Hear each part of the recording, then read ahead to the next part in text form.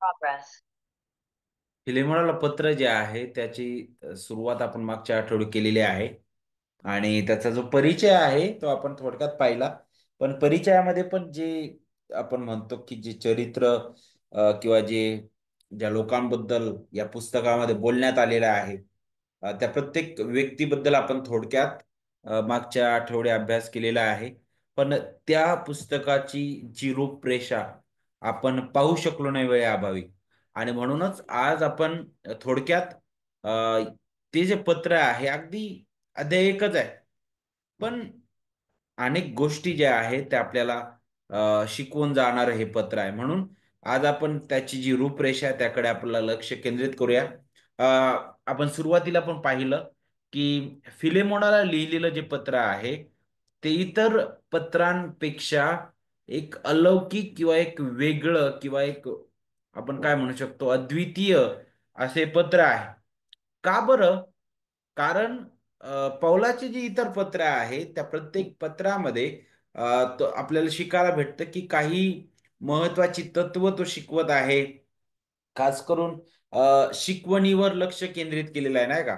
पण फिलेमोनाचं हे जे पत्र आहे इथं आपल्याला पौल एक शिक्षक म्हणून पाहायला भेटत नाही तर एक मध्यस्थी करणार एक मध्यस्थ किंवा आपण वकील म्हणू शकतो नाही का जो आपली आपली जी मित्राची भूमिका आहे जणू काय तो इथं मांडत आहे वकील किंवा मित्राच्या भूमिकेतून पॉल इथं बोलत आहे. दुसरं म्हणजे याचा अलौकिकपण किंवा अद्वितीयपण आपल्याला कसं पाहायला भेटतं बरं. म्हणजे जवळजवळ प्रत्येक इतर पत्रामध्ये पॉल जो आहे तो थेट आपल्या प्रेषिती अधिकाराचा जो नाही का हवाला आहे किंवा त्याच्याबद्दल तो नेहमी बोलताना दिसतो की ख्रिस्त येशूचा दास किंवा ख्रिस्त येशूच्या अधिकाराने झालेला प्रेषित पॉल तर तुम्हाला प्रत्येक पत्रामध्ये तशा प्रकारची सुरुवात आपण पाहतो. पण इथं प्रेषित या अधिकाराने पॉल इथं आज्ञा देताना दिसत नाही किंवा आदेश करताना दिसत नाही. तर या कमीत कमी दोन गोष्टी आहेत ज्या आपल्याला इतर पत्रांपेक्षा फिलेमोनाच्या पत्राला वेगळं नाही का वेगळं पण आणणारे आहेत. आता फिलेमोनाचं जे पत्र आहे ज्या ठिकाणी आपल्याला पाहायला भेटतं की का बरं पॉल जो आहे तो फिलेमोनाला आज्ञा न देता विनंती करत आहे. तर एक सुवार्तेतील सहकारी या नात्याने त्याने विनंती केली आणि जणू काय माझ्यावर एवढा उपकार कर नाही का. अ, अशी भाषा पॉल इथं वापरत आहे आणि फारच वैयक्तिक असे पत्र आहे. जिथं पॉल जणू काय स्वतःला समोर ठेवून आता बोलताना दिसतो. पौलाने अनिसिम आणि फिलेमोन जो आहे त्या दोघांबद्दलही अ, त्याची जी गहन चिंता होती ती व्यक्त केलेली आहे. आणि त्याचा हाच उद्देश आहे की त्या दोघांमध्ये समेट अ, घडून यावा. आता ज्यावेळेस या पत्राबद्दल पाहतो तर थोडक्यात पूर्ण पत्राची जी रूपरेषा आहे ते अशा प्रकारचे बघा. वचन 1 ते 3 मध्ये आपल्याला अभिवादन पाहायला भेटतं. वचन 4 ते 7 मध्ये उपकार स्तुती. वचन 8 ते 21 मध्ये आपल्याला विनंती पाहायला भेटते आणि वचन 22 ते 25 मध्ये समारोप आपल्याला शिकायला भेटतो. आता पहिलं अभिवादनाबद्दल आपण शिकू. आता बघा सुरुवात कशी होत आहे. आमचा प्रिय सहकारी फिलेमोन ह्याला हे पत्र कुणाला लिहिण्यात आलं आपण सुरुवातीपासून शिकलेलं आहे. परिचय पाहत असताना फिलेमोनाला लिहिण्यात आलं बरोबर.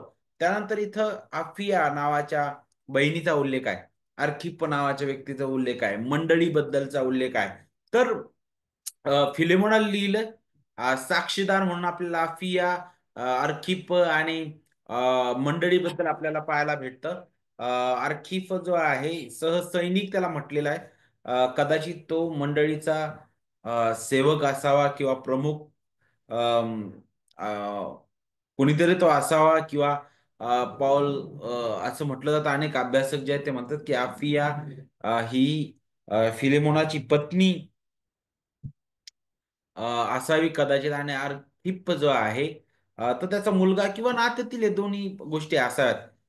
तर मग पाऊल पुढे जाऊन म्हणतो वचन 2 मध्ये ख्रिस्त येशूचा बंदीवान पाऊल व आपला बंधू तिमोथी ह्यांच्याकडून इथं अगदी स्पष्ट रीतीने आपण पाहतो की तो म्हणतो ख्रिस्त येशूचा बंदीवान पाऊल स्पष्ट रीतीने सांगितली. इथं कुठंही त्याचा प्रेषिती अधिकाराने तो बोलताना दिसत नाही.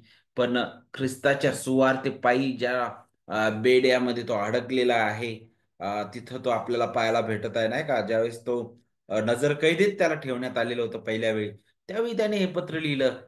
इफिसकरास पत्र, कलसेकरास पत्र आणि फिलिपिकरास पत्र सोबतचं हे पत्र आहे. आणि विशेष करून आपल्याला पाहायला भेटतं की सुरुवात तो अशी करत आहे की मी जो ख्रिस्त येशूचा बंदीवान म्हटलेला आहे. आणि मग पुढे बंदीवान हा जो शब्द आहे ना, ज्यावेळेस तुम्ही संपूर्ण पत्राबद्दल बारकाईने विचार कराल ना, त्यावेळेस आपल्याला समजून येईल की पाऊल मुद्दामहून बंदीवान हा शब्द वापरत आहे. कारण तो एका गुलामाबद्दल सुद्धा मध्यस्थी करणार आहे पुढं. एका गुलामाबद्दल तो मध्यस्थी करत आहे. कारण अनेसिम जो होता, आपण शिकलेला आहे फिलेमोनचा जो आहे, फिलेमोनचा तो दास होता. आणि आपल्याला पाहायला भेटतं की त्याच्यासाठी पॉल मध्यस्थी करत आहे. आणि म्हणून बंदिवान हा जो शब्द आहे, सरते शेवटी त्याचं सुद्धा मोल आठवण करून देणारा आहे. त्याच्या बद्दल सुद्धा आपल्याला कुठंतरी त्याची झलक देणारा तो शब्द आहे. पुढे आपला पिता देव व प्रभू येशू ख्रिस्त यांच्यापासून तुम्हाला कृपा व शांती असो. नेहमीचं अभिवादन आपल्याला इथं शिकायला भेटतं नेहमीप्रमाणे, की त्याने अशा प्रकारे उत्तर सुरुवात केलेली आहे की त्याच्या मुख्य जो मुद्दा आहे या पत्राचा, की कोणाला लिहिलेला आहे, फिलेमोनाला लिहिलंय. कुणाकडून, तर मग तो म्हणतो की पौल आणि तिमोथी यांच्याकडून म्हटलेला आहे. आणि मग साक्षीदार म्हणून आपण मग आफिया, अर्खिप आणि स्थानिक मंडळी आपल्याला त्याबद्दल शिकायला भेटतं. आणि पौलाला माहित होतं की फिलिमोनाकडे तो जो आहे एक मोठी विनंती करत आहे, जी कदाचित फिलेमोनासाठी फार कठीण असू शकते, ती पालन करण्यासाठी. कारण अनेसिम जो होता, तो फिलेमोनाचा दास होता. आणि त्याने फिलेमोनाच्या विरुद्ध काहीतरी अपराध केलेला आहे. आणि तो फिलेमोनाचं घर सोडून पळून गेला. आणि तो पळून गेल्यानंतर पौलाची त्याची भेट झालेली आपल्याला पाहायला भेटतं. पौलाने सुवार्थ सांगितली तिथं. अनेसिम जो आहे, त्याचं जीवन बदललं गेलं. आणि अनेसिमने पौलाची सेवा केली. आणि तिथं पश्चातापी हृदय आपल्याला पाहायला भेटतं. पौलाची सेवा तो करत असताना कदाचित अनेसिमला हा सुद्धा पश्चाताप तिथं नक्कीच झाला असावा, की मी माझ्या मालकाच्या विरुद्ध, धन्याच्या विरुद्ध अपराध केलेला आहे. आणि म्हणून आता मला धन्यासमोर तर जायचंय, पण आता मी त्याचा अपराध केलेला आहे, तो माझ्याबद्दल फार क्रोधिष्ठ आहे. आता मी कसं स्वतःहून सरळ जाऊ? कारण मी जर डायरेक्ट गेलो तर तो कदाचित माझे शब्द ऐकून घेणार नाही. तो माझ्याबद्दल इतका दयेने आणि कनवाळू रीतीने कदाचित वागणार नाही, कारण त्याचा अधिकार आहे माझ्यावर रागवण्याचा. कारण मी त्याच्या विरुद्ध अपराध केलेला आहे. आणि म्हणूनच जणू काय नक्कीच फिलेमोन, सॉरी, अनेसिम जो आहे, तो पौलाची सेवा करताना दिसतो. आणि नक्कीच त्याने पौलाला या गोष्टीबद्दलची जाणीव सुद्धा करून दिली असावी किंवा विनंती पण केली असावी. आणि पौल त्याच्या वतीने आपला जो मित्र आहे फिलेमोन, त्याला तो बोलत आहे. त्यासोबतच आपल्याला पाहायला भेटतं की फिलेमोनाच्या घरचे लोक आपल्याला पाहायला भेटतात. त्यामध्ये मंडळी त्याच्याबद्दल पाहायला भेटतं की पाऊल ज्यावेळेस त्याच्याशी बोलत आहे, तर साक्षीदाराविना तो बोलत नाही. त्याच्या घरचे लोक, त्या आफिया बहिणीचं आपल्याला नाव पाहायला भेटतं, आर्खिपाबद्दल पाहायला भेटतं आणि मंडळीबद्दल. तर ह्या साक्षीदारांसोबत किंवा या साक्षीदारांना समोर ठेवून पाऊल जो आहे आपले मुद्दे मांडत आहे. आणि पाऊल का बरं यांच्या विशेष करून उपयोग करतो किंवा या साक्षीदारांबद्दल किंवा या लोकांबद्दलचा उल्लेख करतो?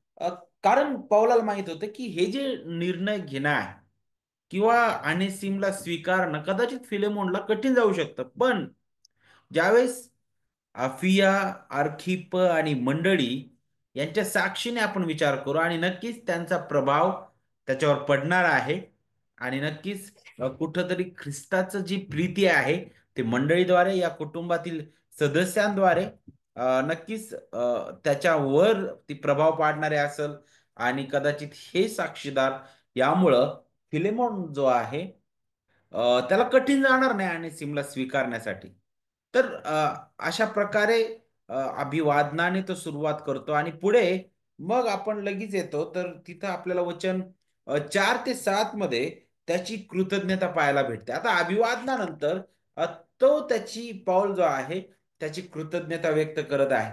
आणि या पत्रामध्ये विशेष करून पौलाच्या प्रत्येकच पत्रामध्ये जर आपण पाहिलं तर अभिवादनानंतर लगेच तो अ, उपकार स्तुती करताना दिसतो त्या मंडळीबद्दल, त्या मंडळीचे जे चांगले गुण आहेत त्याबद्दल तो आठवतो, देवाचे आभार मानतो.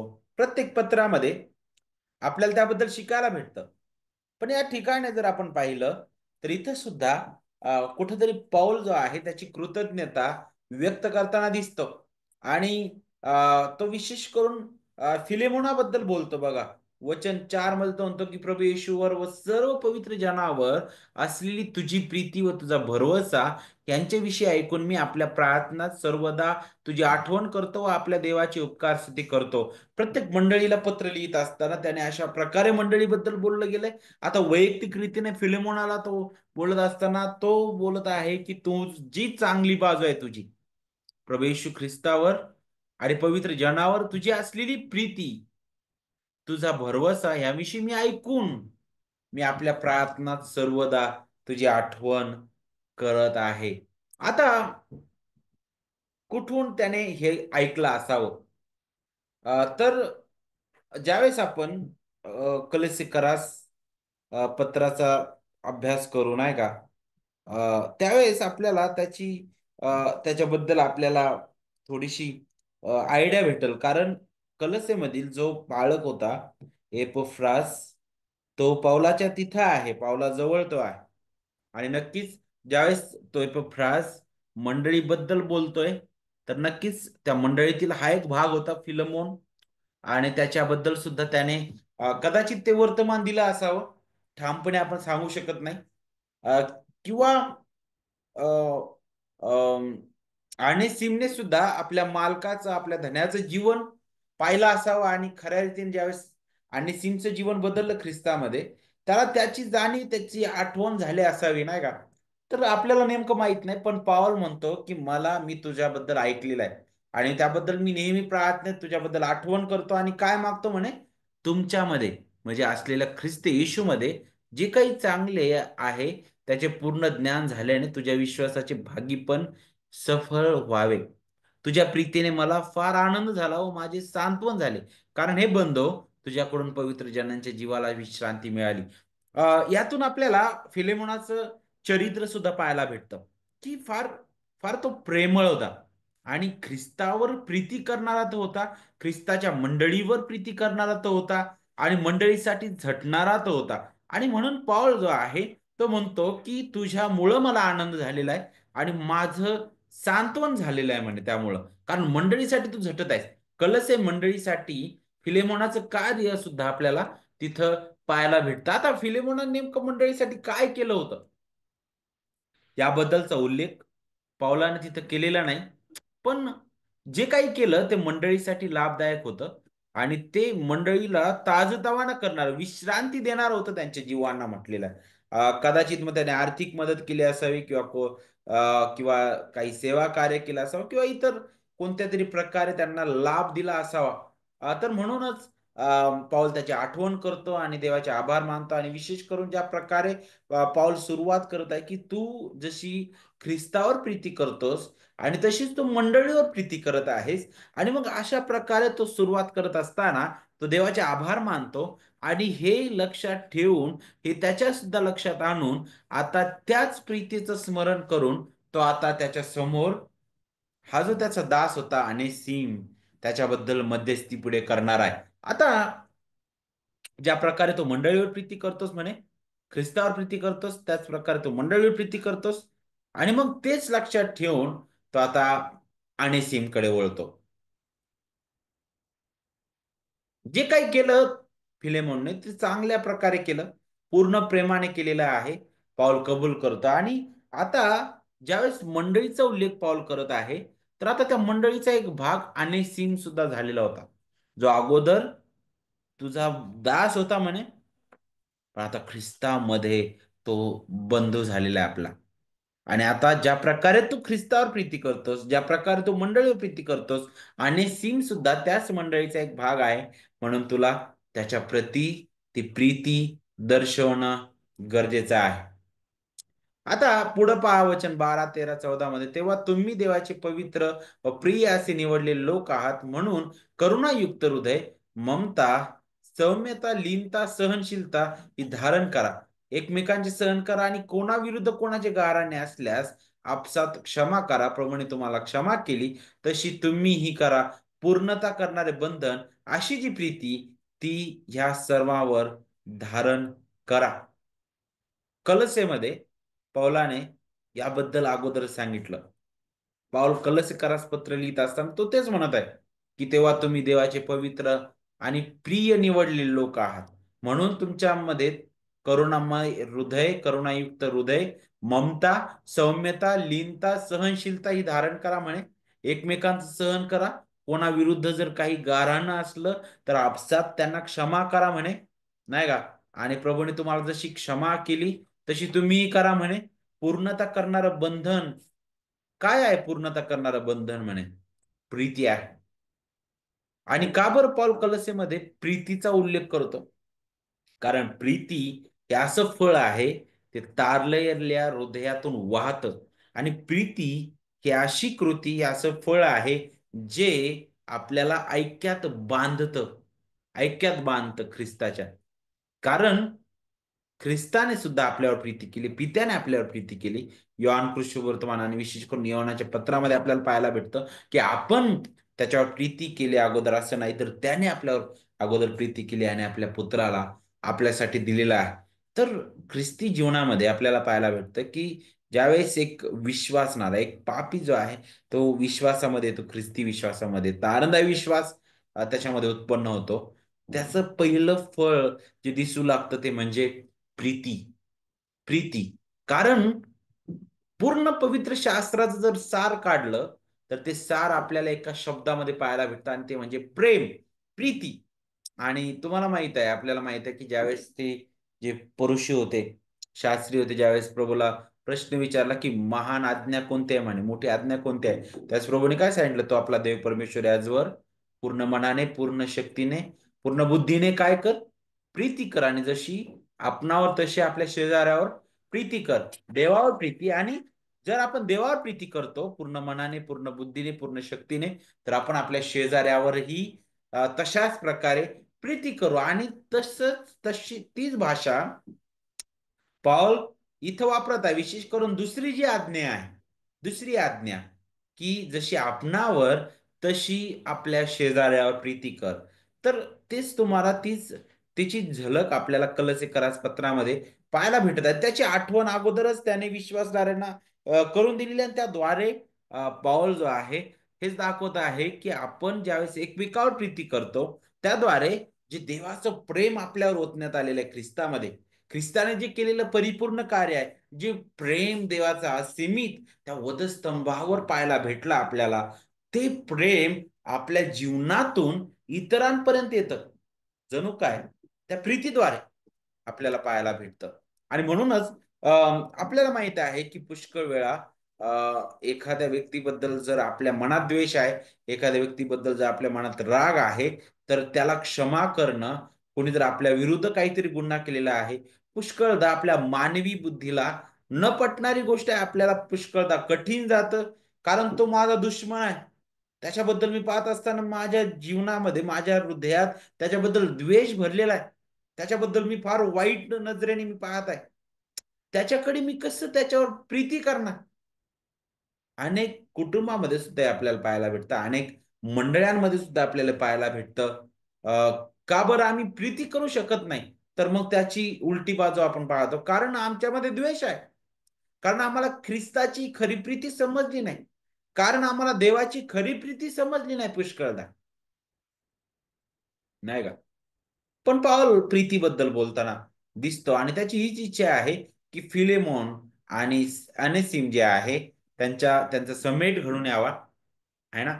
आणि अनेसिमने नक्कीच फिलेमोनाविरुद्ध अपराध केला होता, जे आपण पाहतो. आणि त्याबद्दल पौलाने अगदी स्पष्ट सांगितलं, की तुझ्या विरुद्ध त्याने अपराध केलेला आहे, नाही का?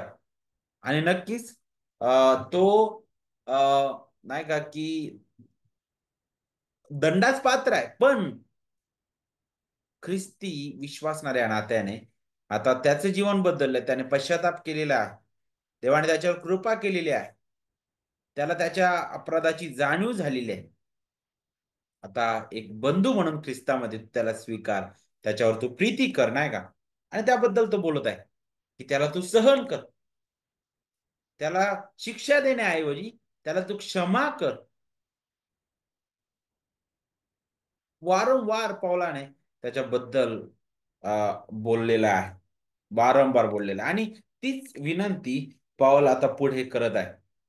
वचन 8 ते 21 मध्ये अभिवादन, त्यानंतर आभार प्रदर्शन. इथं त्याने उपकार स्तुती केली, त्याची कृतज्ञता व्यक्त केली फिलिमोनाबद्दल, की त्याचं जीवन कसं आहे मंडळीमध्ये. आणि आता पुढे तो, आता हे दाखवल्यानंतर तो म्हणतो की तुझी प्रीती ख्रिस्तावर आहे, मंडळीवर आहे.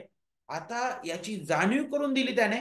आणि याची जाणीव करून दिल्यानंतर आता लगेच तो जणू काय पुढे त्याची याचिका किंवा काय म्हणू शकतो, आणि सिमची जी बाजू आहे तो आता पुढे मांडायला सुरुवात करतो.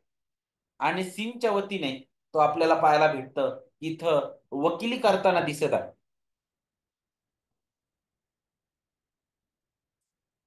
तो विनंती करत आहे. आणि त्या विनंतीबद्दल आपण आता थोडक्यात विचार करू, नाही का? इथं वचन ज्यावेळेस आपण या विनंतीबद्दल पाहतो, तर जवळजवळ वचन 8 ते 21 मध्ये त्याची ती विनंती सादर करण्यात आलेली आहे. आणि कशा प्रकारे तो विनंती सादर करतो, पहिलं आपण पाहू की पौल जो आहे त्याच्या वकिलाच्या भूमिकेमध्ये आपल्याला दिसतो वचन 8 ते 10 मध्ये.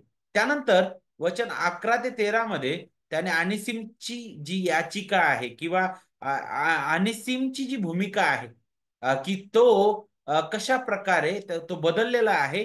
आणि तो कशा प्रकारे विनवणी करत आहे, त्याची विनवणी त्याने सादर केली. आणि तिसरं आपल्याला पाहायला भेटतं वचन 14 मध्ये, फिलेमोन जो आहे आता तो एक मालकाच्या भूमिकेत आहे. आणि पाऊल हे कबूल करतो की तू मालक आहेस, तू धनी आहेस, तू जे करशील त्याच्यासाठी आपल्याला पाहायला भेटतं की जे काही त्याने तुझ्या विरुद्ध केलेलं आहे त्यामुळे तुझा क्रोध नक्कीच अयोग्य नाहीये. परंतु एक मालक म्हणून आता तू काय करायला पाहिजे, एक ख्रिस्ती विश्वासणारा एक धनी या नात्याने तू काय करायला पाहिजे त्याबद्दल तो वचन 14 मध्ये बोलतो. आणि चौथं वचन 15 आणि 16 मध्ये तो आता काय करत आहे, देव जो महान शासक आहे, नाही का, देव महान शासक आहे या विश्वाचा, तो कसा अद्भुत रीतीने त्याच्या ईश्वरीय नियोजनाने त्याच्या महान पुरवठ्याने सर्व गोष्टी घडून आणतो, नाही का? त्याबद्दल आपण पुढे शिकणार आहोत. त्याचं सार्वभौमत्व आपण थोडक्यात त्यातून वचन विशेष करून 15 आणि 16 मधून पाहणार आहे. त्यानंतर पाचवं आपण पौलाची जी दुहेरी विनंती आहे त्याबद्दल आपण शिकू. आणि सहावं वचन 21 मध्ये फिलेमोन आपली विनंती पूर्ण करेल असा पौलाचा जो आत्मविश्वास आहे त्याबद्दल आपण शिकणार आहोत. आता पहिलं पौलाची वकिली आपण पाहतो, कसा वकिली करत आहे तो. काय म्हणतो वचन 8 ते 10 मध्ये, याकरिता जे योग्य ते तुला आज्ञा करून सांगण्याचं जरी मला ख्रिस्ताद्वारे पूर्ण धैर्य आहे. पौल काय म्हणत आहे, मला पूर्ण धैर्य आहे. तो म्हणतो की माझा प्रेषिती अधिकार मी वापरून तुला अगदी धैर्याने स्पष्टपणे आणि खंबीरपणे मी तुला सांगू शकतो की त्याला स्वीकार, आणि तू माझा शब्द टाळू शकणार नाही. पण तरी प्रीतिस्तव विनंती करून सांगणं मला बरं वाटतं म्हणे. मी वृद्ध झालेला पौल आणि आता ख्रिस्त येशूचा बंदिवान. पौल स्वतःची कमजोरी दाखवत आहे, जसा एक वृद्ध व्यक्ती जणू जसं आपल्या त्या तरुण लेकराला विनवणी करत आहे, तशा प्रकारची भाषा इथे आपल्याला पाहायला भेटत आहे. तो तुम्ही बंधनात असता त्याला आध्यात्मिक जन्म दिला, ते माझे लेकरू आणि सीम ह्याच्याविषयी तुला विनंती करतो म्हणे. काय प्रीती आहे पावलाची.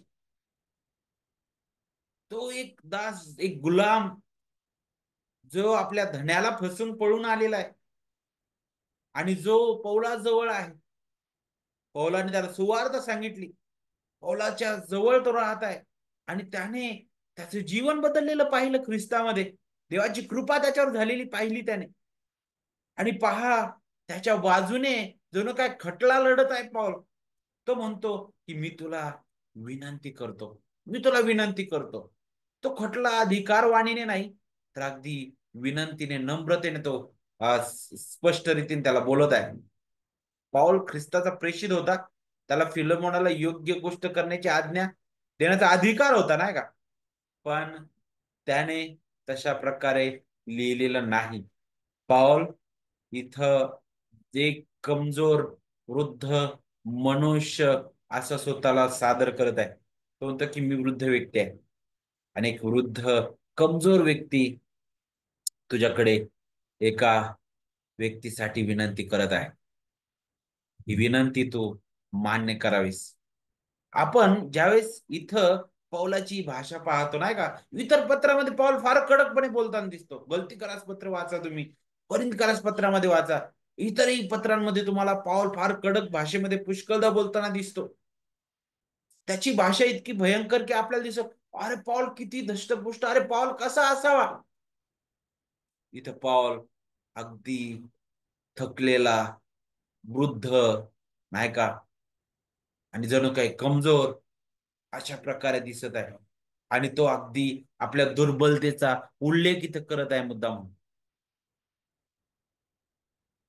पॉल अधिकारवाणीने बोलू शकला असता, पण विनंती तो करत आहे. का बरं तो असं म्हणत आहे? कारण इथं आपल्याला पावलाची ही दुसरी बाजू पाहायला भेटते. दुसरे करीन 10 अध्यायाच्या 10 मध्ये पहा, कारण ते म्हणतात त्याची पत्री वजनदार व जोरदार आहेत, परंतु त्याची शरीरयष्टी दुर्बळ व त्याचे भाषण टाकाऊ आहे. अनेक लोक त्याची थट्टा करत होते करीन मध्ये सुद्धा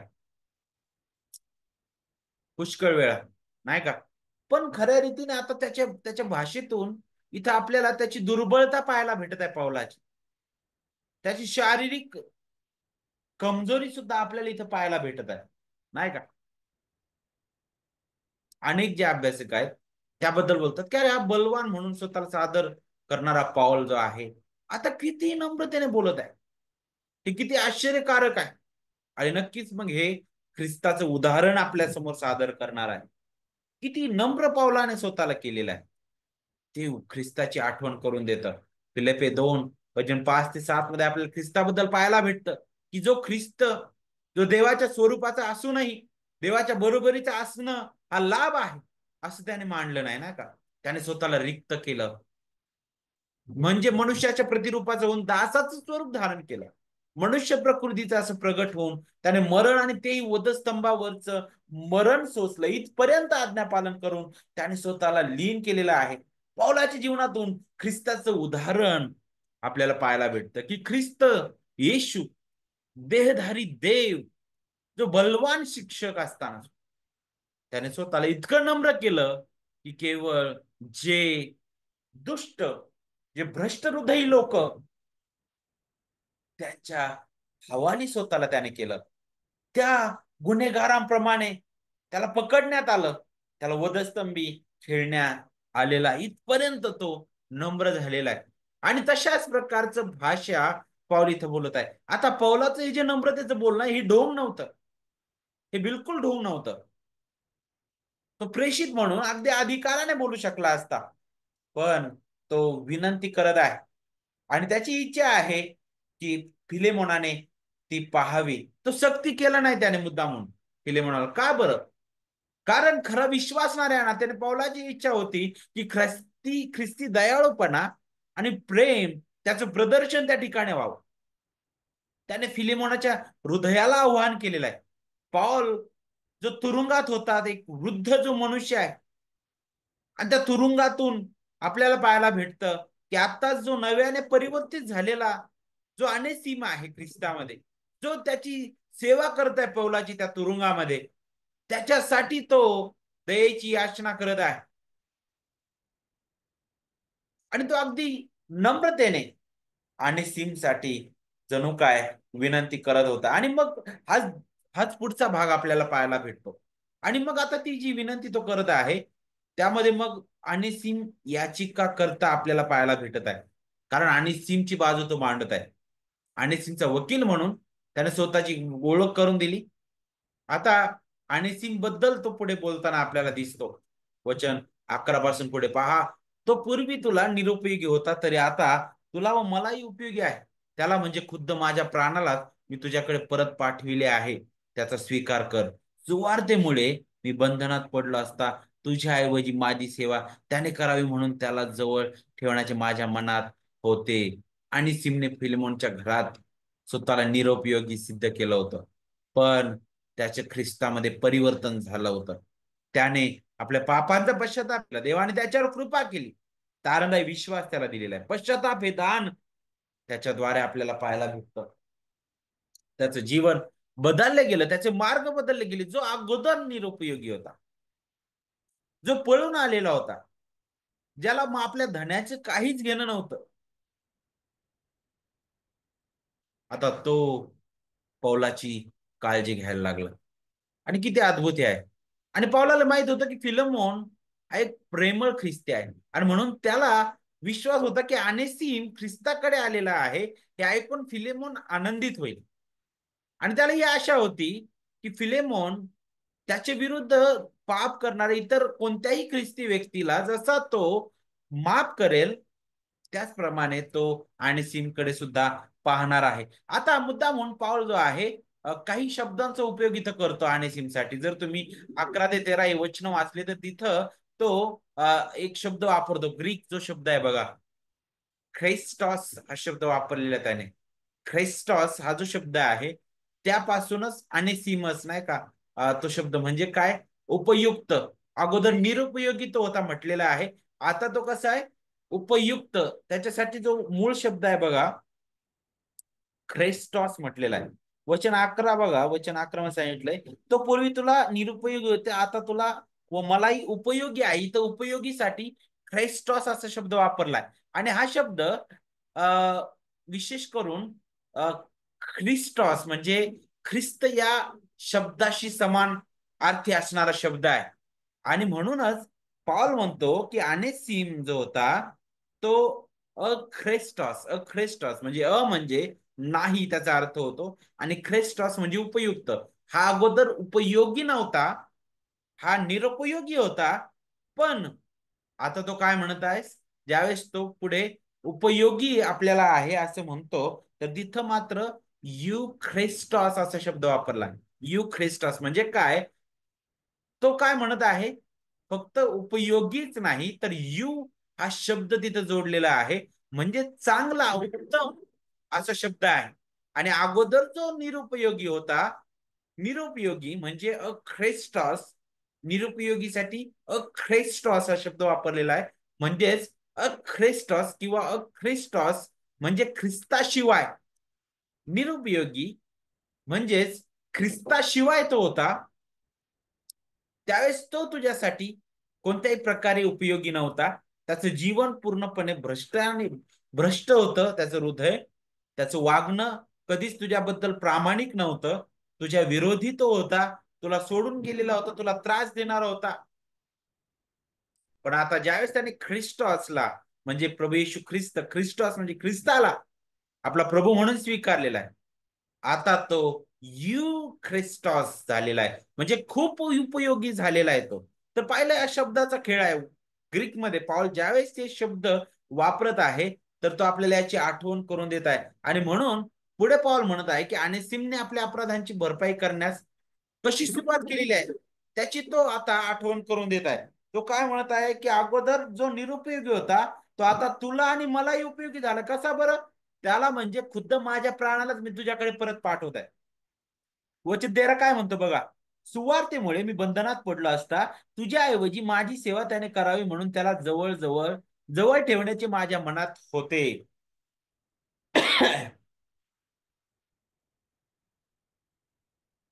अनेसिमने तुरुंगात पौलाची सेवा केली. आणि ती सेवा जणू का तो म्हणतो की फिलेमोना ही तुझी जागा त्याने घेतलेली आहे, तुझ्या बदली त्याने ती केलेली आहे.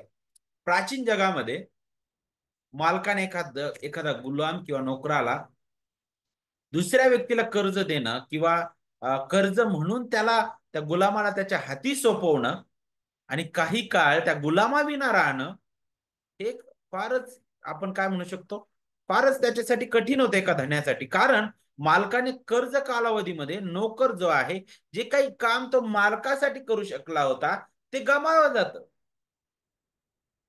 नाही का? आणि जणू काय तो फायदा त्याच्या मित्राला मिळतो.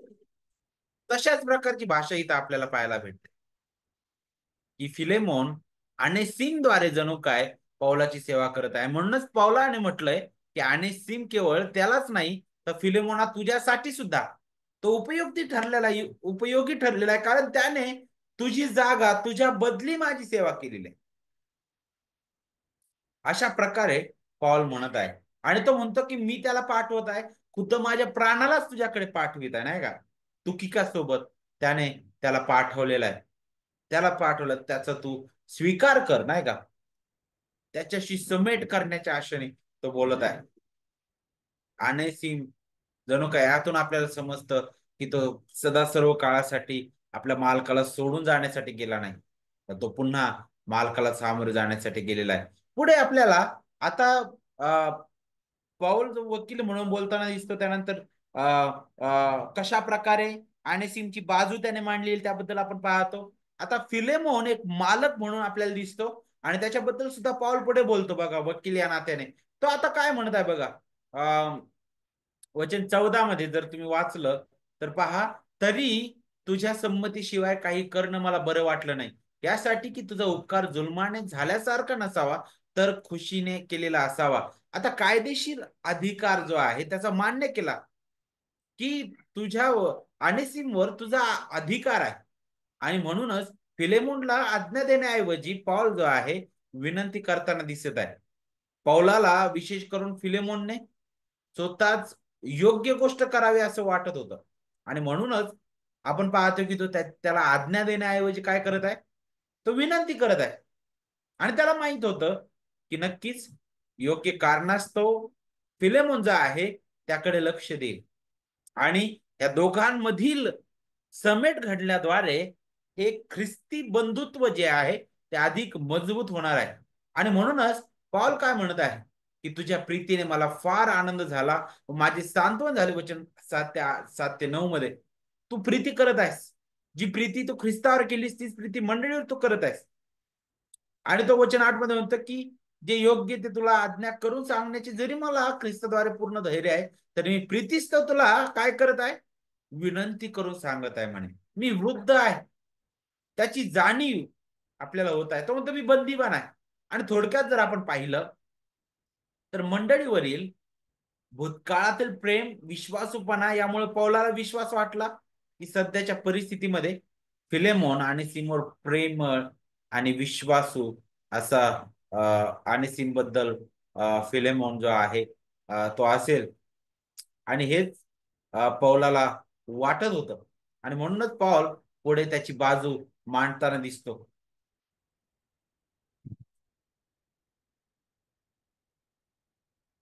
जर आपण अगदी त्याचा जो हक्क आहे फिलेमोनाचा, पाऊल तिथं स्पष्ट करतो की हा कायदेशीर रीतीने अगदी तुझा हक्क आहे आणि सीमवर, कारण तू धनी आहे त्याचा.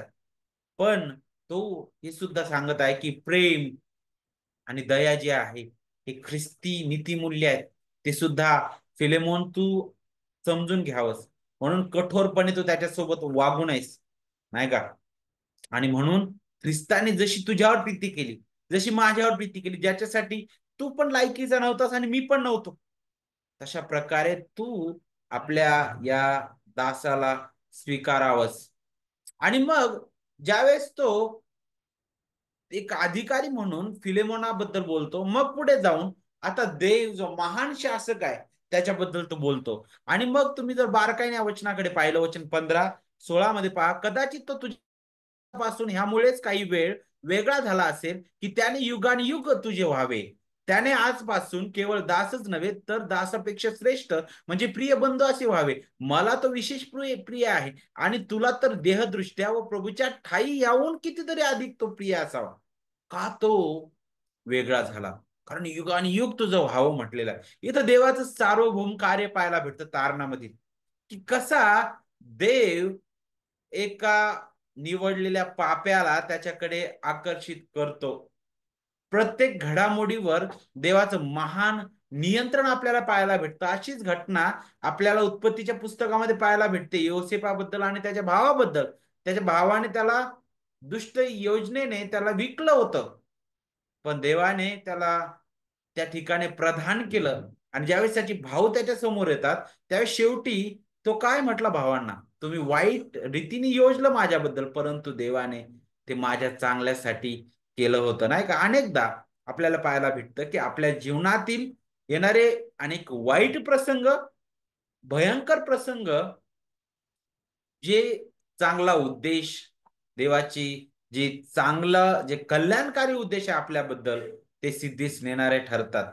कदाचित आपल्या जीवनातील आजारपण असेल किंवा कोणताही असा प्रसंग असेल की जो आम्हाला भयावह वाटतो, भयानक वाटतो. तशाच प्रकारे अनेसिम आणि फिलेमोन यामध्ये यांच्यामध्ये निर्माण झालेला संघर्ष आपल्याला पाहायला भेटतो. नक्कीच हे घडून आलं, यामागे देव महान कार्यरत पाहायला भेटतं. पण याच्यामध्ये आपल्याला हे पण समजणं गरजेचं आहे की देवाने अनिसीमच्या पापाकडे दुर्लक्ष केलेलं नाहीये. कारण त्याची जाणीव त्याला नक्कीच झालेली आहे. त्याचा परिणाम त्याला भोगावा लागणार आहे. कारण तो आपल्या धन्यापासून दूर गेलेला आहे. ज्यावेळी त्याला ख्रिस्ताची जाणीव झाली, त्यावेळेस त्याने पश्चाताप केलेला आहे, त्याचं जीवन बदललेलं आहे. नक्कीच त्याला त्या दुःखमय वेदना झाल्या असतील, जाणवल्या असतील, नाही का? आणि तेच आपल्याला पाहायला भेटतं. देव सार्वभौम आहे.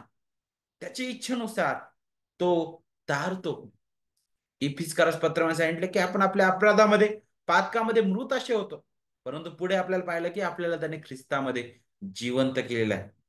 पण हे अद्भुत रीतीने तो घडून आणतो. कसं तो त्याच्या सुवार्तेकडे आकर्षित करतो पहा. ख्रिस्त काय म्हटलं, माझी मेंढर माझी वाणी ऐकतील. आणि जणू काय तसं चित्र इथं पाहायला भेटतं. आणि सिम कोण, तो दास पळून गेलेला. अरे तो जणू काय गुन्हेगाराप्रमाणे तिथं दिसत आहे. आपल्या धन्याच्या विरुद्ध तो वागलेला आहे. काय होत आहे? सुवार्ता त्याच्या हृदयाचा थावा घेते. किती अद्भुत आहे बघा. त्याचं जीवन बदललेलं आहे. यातून आपल्याला पाहायला भेटतं की देवाच्या नियंत्रणाबाहेर काहीच नाही. त्याचं सार्वभौम नियंत्रण आहे. जसं रोमकारास पत्र 8 अध्याय वचन 28 मध्ये काय सांगितलेलं आहे? आपल्या जीवनातील प्रत्येक गोष्ट, प्रत्येक प्रसंग, सर्व गोष्टी मिळून देव तो आपल्यासाठी कल्याणकारी करतो, नाही का? आणि फिलेमोनाच्या बाबतीत आणि या दोघांच्या बाबतीत पाऊल तशाच प्रकारे बोलत आहे. फिलेमोन एक विश्वासू ख्रिस्ती होता. आणि विशेष करून आपल्याला पाहायला भेटतं की पौलाला याचा विश्वास होता की विशेष करून अ, हा जो प्रभूमध्ये, विशेष करून जो अगोदर हरवलेला होता, आता तो पुन्हा सापडलेला आहे. तो पुन्हा ख्रिस्तामध्ये धारला गेलेला आहे. आणि आता त्यामुळं फिलेमोनाचा जो राग आहे, त्याच्या रागामध्ये बदल व्हावा, तो आनंदात बदलला जावा, नाही का? आणि ही त्याची इच्छा होती. आणि म्हणून पाऊल अशा प्रकारे बोलत आहे. आणि मग तो देवाबद्दल सुद्धा बोलतो की बघ, देव महान शासक आहे. तो कशा प्रकारे त्या भ्रष्ट हृदयी लोकांना तारतो, नाही का? तो कशा प्रकारे ते कठीण हृदय फोडतो त्याच्या सुवार्तेने. तो कशा प्रकारे त्या मृत व्यक्तीला आत्मिक रीतीने जिवंत करतो, त्या महान ख्रिस्ताच्या सुवार्तेने त्याच्या हृदयात तो तारुणाई विश्वास तो उत्पन्न करतो. पश्चातापी हृदय तो देतो. ख्रिस्ताच्या परिपूर्ण कार्यावर त्याला पूर्ण तो निर्भरण्यासाठी तो कृपा पुरवितो. त्याची जाणीव इथं आपल्याला या वचनामध्ये पाहायला भेटते की देव सार्वभौम आहे. त्याच्या इच्छेच्या बाहेर काहीच घडत नाही. पुढे आपल्याला शेवटी पाहायला भेटतं की दुहेरी याचिका किंवा विनंती तो सादर करत आहे वचन 17 ते 20 मध्ये. तो आता मध्यस्थी करत असताना फिलेमोनाकडे पुन्हा आणखी तो बोलत आहे की तू आणि सिमला क्षमा करावीस. आणि सिमने भरपाई किंवा नुकसान भरपाई देण्याची निवड केल्यास तो म्हणतो की ती भरपाई मी त्याच्या ऐवजी करून देईल. तो का वचन 17-18 मध्ये पहा. म्हणून जर तुम्हाला आपला भागीदार समजतोस, तर तो मीच आहे असे मानून त्याचा अंगीकार कर. दुहेरी विनंती आहे. तो म्हणतो मीच आहे असा तो अंगीकार कर. आणि जर त्याने तुझं काही नुकसान केलं ना म्हणे, ते माझ्या खाती मांड. ते अद्भुत आहे बघा. त्याने फिलेमोनाकडे वैयक्तिक जणू का उपकारासाठी विनंती केली, माझ्यावर इतका उपकार तू कर. पौलालाच फिलेमोनाच्या कृपेची गरज होती, जणू काय अशा प्रकारे दाखवलेला आहे. तो म्हणतो की जणू काय मीच तुझ्या जवळ येत आहे, असं समज त्याला स्वीकारतो. किती बंधुप्रीती आहे ख्रिस्तामधील, किती हे अतूट नातं आहे विश्वासणाऱ्यांचं, किती अतूट नातं आहे. एकमेकांवर प्रीती किती अद्भुत आहे, बिनशर्त प्रीती आपल्याला पाहायला भेटते पौलाची, नाही का? एक वकील म्हणून, एक मध्यस्थ म्हणून, एक मित्र म्हणून तो आणि सिमच्या बाजूने बोलताना दिसत आहे. किती अद्भुत आहे. तो म्हणतो, हे बंधू, प्रभूच्या ठाई माझ्यावर एवढा उपकार कर म्हणे, माझ्या जीवाला ख्रिस्ताच्या ठाई विश्रांती तू दे म्हणे. किती तुटत आहे तो वयस्कर वृद्ध व्यक्ती त्या तरुण विश्वासणाऱ्या प्रिय लेकरासाठी. किती घनिष्ठ नातं आहे ख्रिस्तामध्ये, किती अद्भुत आहे. आणि त्याबद्दलच तो पुढे बोलत आहे. आणि त्याला ही आशा होती की फिलेमोन जो आहे त्याचा आदर करेल, नाही का? आणि त्या पौलाच्या आध्यात्मिक मुलावर तो दया करेल, नाही का, ज्यावर तो मनापासून प्रेम करत होता. आणि म्हणून तो ही याचिका सादर करत आहे.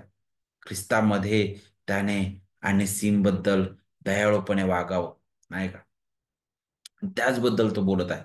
तो काय म्हणतो इथं, की तो माझ्यासाठी आणि तुझ्यासाठी लाभदायक असा आहे. लाभ देण्यास म्हटलेला आहे. वचन 7 जर आपण पाहिलं तर वचन 7 काय सांगत आहे बघा. वचन 7, तुझ्या प्रीतीने मला फार आनंद झाला, माझे सांत्वन झाले, कारण हे बंधो तुझ्याकडून पवित्र जनांच्या जीवाला विश्रांती मिळालेली आहे. त्याची प्रशंसा केली, कारण संत गणांची अंतःकरणं त्याने ताजीतवाने केली, जणू काय त्याच्या चारित्र्याला पुन्हा त्याने आव्हान केलेलं आहे. इतरांच्या गरजा जसा तू भागवत आहेस, तशाच प्रकारे तू आणि सिम बद्दल विचार करावास, नाही का? आणि म्हणूनच तो कलसेमध्ये जे बोललेला आहे त्याची सुद्धा आठवण आपल्याला पाहायला भेटते पुढे.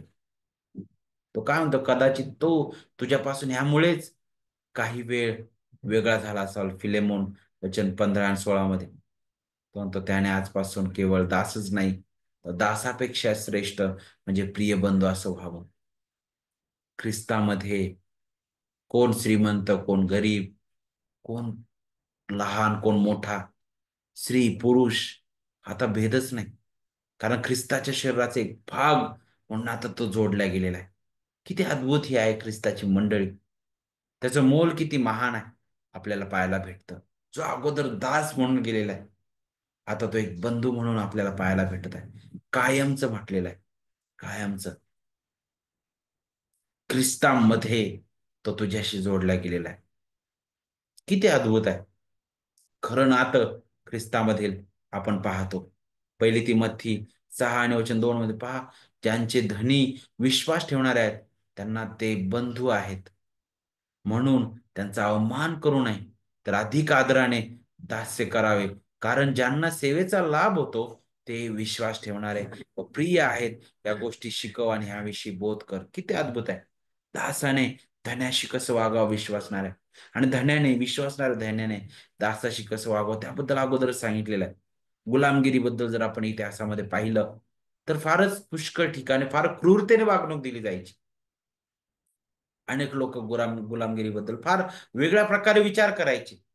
त्यांच्यावर भयंकर जबरदस्ती करणं, कुटुंबापासून वेगळं करणं, अमानवी वागणूक देणं, अनेक गुलामावर भयंकर अत्याचार करण्यात आले, मारहाण करण्यात आली, हत्या करण्यात आली, लाजिरवाण्या रीतीने त्यांना वागणूक देण्यात आली. पण पावलाने किंवा देवाच्या लेकरांनी अशा प्रकारच्या गुलामगिरीला कुठेही अ, अ, अ, काय म्हणू शकतो आपण, परवानगी दिलेली नाही. त्याबद्दल पाऊल कधीच बोलत नाही. त्याबद्दल कधीच बोलत नाही. पॉल ज्या गुलामगिरीबद्दल बोलत आहे, ती गुलामगिरी आणि ही जी गुलामगिरी आपल्या समोर आपण पाहतो, त्यामध्ये फार फरक आहे. कारण पौलाच्या परिस्थितीमध्ये गुलामगिरी किंवा सेवा खूप वेगळी होती. कमीत कमी कायदेशीर दृष्ट्या जर आपण पाहिलं तर ते अनेकदा फायदेशीर होती. तुम्हाला अगोदर सांगितलं. स्वतःहून लोकांना गुलाम होण्यास आवडत होतं. त्यामध्ये अनेक शिक्षक असायचे, अनेक मोठे लोक सुद्धा असायचे, कारण त्यांची सगळी काळजी घेतली जायची. आणि मग मालक किंवा सेवक दोघेही ख्रिस्ती असू शकत होते. आणि म्हणून मालक आणि त्यांची सेवा करणारे दोघी एकाच घरात राहत होते, आणि देवाने त्यांना एकमेकांची सेवा करण्याची आणि एकमेकावर प्रेम करण्याची ही संधी दिली होती, आणि त्यांनी ते करावं आणि ते पूर्ण करावं आणि त्याद्वारे ख्रिस्ताला प्रतिबिंबित करावं. म्हणूनच तो दास आणि धन्याबद्दल सुद्धा बोलताना दिसतो. दासांनो आपल्या धन्यावर, सॉरी, धन्यांनो आपल्या दासावर जुलम करू नका. दासांनो आपल्या धन्याच्या तुम्ही अधीन असा. धन्याची आज्ञा माना. त्यातून सुद्धा ख्रिस्ताचं गौरव होतं विश्वासणाऱ्या नात्याने. ख्रिस्तामध्ये एकमेकांना बंधू भगिनी म्हणून नाही का आपण कसं वागावं त्याची आठवण तो करून देत आहे.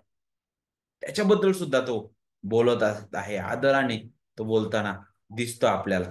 आणि पौलाचा आत्मविश्वास होता शेवटी, की नाही, फिलेमोन जो आहे तो त्याला स्वीकारणार आहे. म्हणूनच वचन 21 मध्ये तू हे मान्य करशील अशा भरवशाने मी तुला लिहिले आहे. मला ठाऊक आहे की मी जे म्हणतो त्यापेक्षा तो अधिकही करशील म्हणे. तो विनंती मान्य करेल ही खात्री होती पौलाला. तो पौलाचा आदर करेल, त्याच्यावर प्रेम करत होता हे माहित होतं. आणि म्हणूनच तो बोलत आहे, माझी खात्री आहे, कारण तू प्रीती करतोस मंडळीवर. तुझी प्रीती ख्रिस्तावर आहे. आणि आत्ताच नुकताच ज्याचं जीवन बदललेलं आहे तो सुद्धा त्या मंडळीचा भाग आहे, आणि त्यावर सुद्धा तू नक्कीच प्रीती करणार आहेस. आणि मग ह्या सगळ्या गोष्टी बोलल्यानंतर तो अशा प्रकारे समारोप करत आहे, त्यातल्या त्यात माझी राहण्याची व्यवस्था करून ठेव, कारण तुमच्या प्रार्थनांच्या द्वारे माझे तुमच्याकडे येणे होईल अशी मला आशा आहे. ख्रिस्त येशूमध्ये माझा सहबंदीवान एपफ्रास आणि माझे सहकारी मार्क, अरिस्तार्ख, देमास व लूक हे तुला सलाम सांगतात. आपला प्रभू येशू ख्रिस्ताची कृपा तुमच्या आत्म्याबरोबर असो. वचन 22 मध्ये तो म्हणतो की मी लवकरच तुरुंगातून सुटका होईल माझी त्या अपेक्षा आहे. माझ्यासाठी जागा तयार करून तू ठेव. यात काही शंका नाही की फिलेमोनाने पौलाची विनंती अमान्य केली असेल. नाही, नक्कीच एक प्रोत्साहन देणार होतं. कारण फिलेमोन जो आहे तो शेवटी पुन्हा पौलाला तिथे भेटणार होता. तेच आपल्याला पाहायला भेटतं. एफ्रास कडून सुद्धा इथं शुभेच्छा दिलेल्या आहेत. हा सुद्धा एक साक्षीदार म्हणून आपल्याला इथं पाहायला भेटत आहे. ज्यावेळेस आपण पौल त्याचं बोलणं जे आहे फिलेमोनाबद्दल आणि अनेसिम बद्दल त्यांचं नातं त्याबद्दल ज्यावेळेस बारकाईने आपण विचार करतो, तर इथं तुम्हाला ख्रिस्त कसा दिसतो, ख्रिस्ताला तुम्ही कसं पाहू शकता?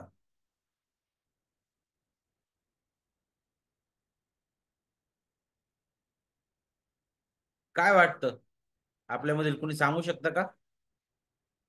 अनम्यूट करून आपण बोलू शकता. ज्यावेळेस तुम्ही फिलेमोन आणि सिम त्यांच्या नात्याबद्दल ज्यावेळेस पाऊल बोलत आहे आणि पौलाचं जे बोलणं आहे यामध्ये तुम्ही ख्रिस्ताला कसं पाहता? तुम्ही सांगू शकता का? त्यांच्यातील आपला मत प्रीती. हा, बोला बोला बोला. ये- येशू ख्रिस्त आपला जसा मध्यस्थ आहे, हा, तसं जसं पित्याकडे आपली मध्यस्थी करतो, तसंच अ, पाऊल देखील अनेसिमसाठी फिलोमनकडे मध्यस्थी करत आहे. गुड गुड, बरोबर बरोबर. म्हणजे आपल्याला एक मध्यस्थ म्हणून पाहायला भेटतं. ख्रिस्ताची भूमिका आपल्याला इथं पाहायला भेटते. ख्रिस्ताची मध्यस्थी आपल्याला आठवते. बरोबर. आणखी कोण सांगू शकतं? त्यांच्यामधील जी घनिष्ठ प्रीती जी होती त्यामध्ये देखील. येस येस येस, बरोबर बरोबर. जशी ख्रिस्ताने प्रीती केली नाही का, आणि ते शब्द पाऊल वापरतो. ओके. आणखी कोणी काही सांगू शकतं?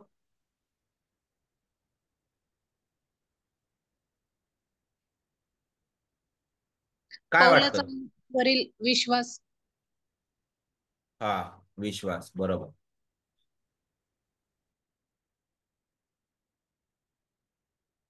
देव शासक म्हणून पाहायला भेटतो आपल्याला त्याच्यामध्ये, की पॉल म्हणतो की हे खऱ्या रीतीने देवाच्या नियंत्रणाच्या बाहेर नव्हतं नाही काही घडलेलं, कारण तो तुझ्यापासून काही क्षणासाठी दूर गेला, कारण तो युगानयुग तुझा व्हावा म्हणून.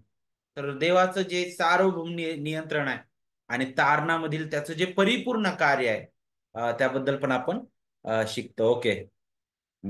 गुड. आपण इथे थांबूया. प्रार्थना करणार आहोत आपण आपल्यामध्ये